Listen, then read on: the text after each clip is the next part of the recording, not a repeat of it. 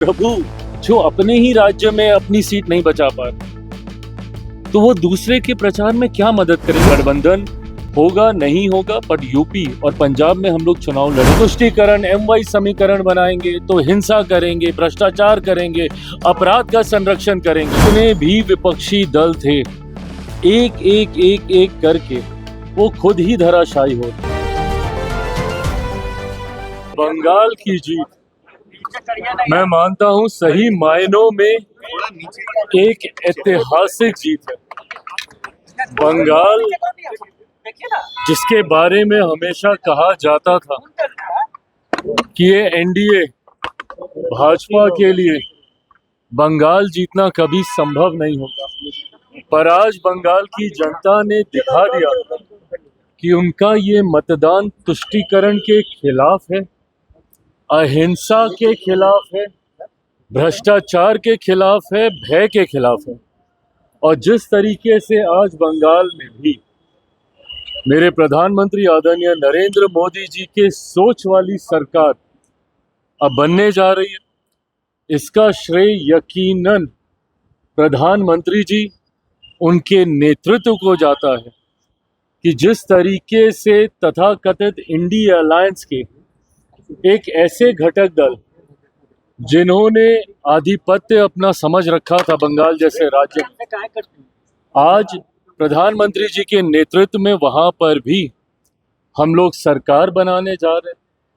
5 राज्यों में आए चुनाव परिणाम दर्शाता है कि किस तरीके से असम की जीत 2/3 से ज़्यादा लगभग सीटें जीतकर वहां पर भी सरकार बनाने जा रहे हैं पुडुचेरी में।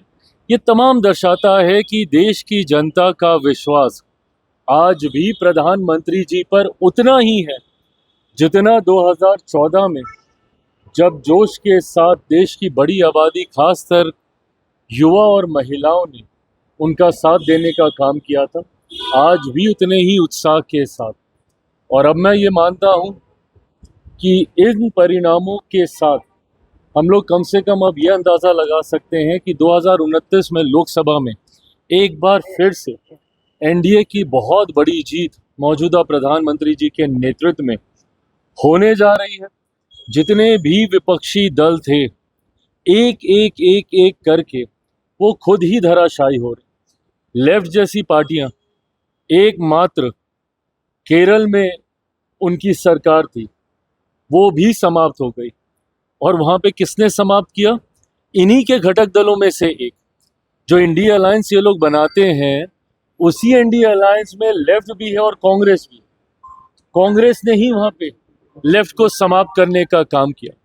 तो धीरे धीरे ये तमाम दल, और जिसमें यकीनन TMC का एक बड़ा प्रभाव वो बताते थे कि अपने राज्य में है, आज जब TMC धराशायी हुई है, ममता बनर्जी जी की ये हार आने वाले दिनों में इंडिया अलायंस को भी पूरी तरीके से समाप्त कर देगी। मैं अपनी तरफ से, अपनी पार्टी लोक जनशक्ति पार्टी रामविलास की तरफ से प्रधानमंत्री आदरणीय नरेंद्र मोदी जी को ढेर सारी बधाई, शुभकामनाएं देता हूं। आदरणीय गृह मंत्री अमित शाह जी को उनकी रणनीतियों का ही नतीजा है ये परिणाम। और खुशी इस बात की है कि भारतीय जनता पार्टी के राष्ट्रीय अध्यक्ष जो बिहार से ही हैं, उनके नेतृत्व में ये पहला चुनाव था और उनके नेतृत्व में भाजपा को एक बड़ी जीत हासिल हुई है। तो मैं भाजपा के राष्ट्रीय अध्यक्ष नितिन नवीन जी को भी ढेर सारी सवाल है कि तेजस्वी गए चुनाव प्रचार करने जिन राज्यों में वो राज्य हार गए, जहां गए ममता दीदी हराए। अरे प्रभु जो अपने ही राज्य में अपनी सीट नहीं बचा पा तो वो दूसरे के प्रचार में क्या मदद करेंगे। देखिए आज की तारीख में ये समझना होगा विपक्षी दलों को, तुष्टीकरण की राजनीति, हिंसा की राजनीति, भ्रष्टाचार की, भय की राजनीति देश की जनता अब नहीं स्वीकार करती है।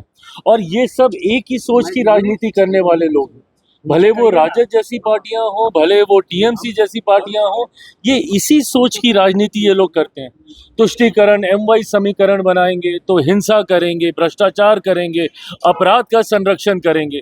तो ये अपने में दर्शाता है ये परिणाम कि अब देश की जनता ऐसी राजनीति का समर्थन कतई नहीं करती है। और जहाँ तक रही बात तेजस्वी जी की, आने वाले दिनों में उनका स्वयं का नेता प्रतिपक्ष का भी पद रहेगा कि नहीं रहेगा, जिस तरीके का असंतोष उनके गठबंधन, उनके विधायकों के बीच में देखने को मिल रहा है, वो नेता प्रतिपक्ष का भी पद बचा पाएंगे कि नहीं, इस पे भी अब प्रश्न चिन्ह उठ लेकिन रहा है। भ्रष्टाचार का भेंट लगातार चल रहा है। विक्रमशिला का जो वो पुल था, स्लैब वो गिर गया है, अब एयरपोर्ट का भी जो है टाइल्स को गिरने लगे। देखिए, गुणवत्ता के साथ समझौता कतई बर्दाश्त नहीं किया जाएगा, और मैं मानता हूं कि आज जब बिहार में भी प्रधानमंत्री नरेंद्र मोदी जी के सोच वाली सरकार है, मेरा विश्वास है कि अगर कहीं पे गुणवत्ता के साथ कोई भी समझौता हुआ है या कहीं पे भ्रष्टाचार हुआ है, चुन चुन के उन अधिकारियों के ऊपर गाज गिरेगी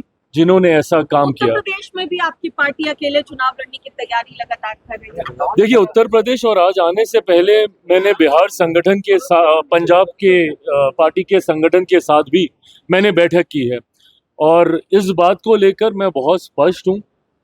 बंगाल के चुनाव, असम के चुनाव में जहां हम लोगों ने समर्थन किया, बहुत ज़्यादा राज्य इकाई की उत्सुकता चुनाव लड़ने को लेकर इन राज्यों में नहीं थी, पर वहीं उत्तर प्रदेश और पंजाब में पार्टी चुनाव लड़ेगी।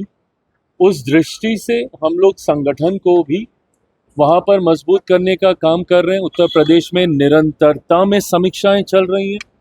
हमारे बिहार के प्रभारी, जिनके पास उत्तर प्रदेश का भी प्रभार है, अरुण भारती जी के नेतृत्व में लगातार वहां पे समीक्षाएं संगठन को मजबूत करने की दृष्टि से हो रही है। पंजाब में भी हम लोगों ने पार्टी के राष्ट्रीय महासचिव केपी चौधरी जी को और हमारे हरियाणा के प्रभारी वीरेंद्र बिदूड़ी जी को ये जिम्मेदारी दी है कि वो पंजाब में भी संगठन की समीक्षा करें। ये दो राज्य आने वाले दिनों में चुनावी दृष्टि से ऐसे हैं जहां पे लोक जनशक्ति पार्टी रामविलास चुनाव लड़ेगी।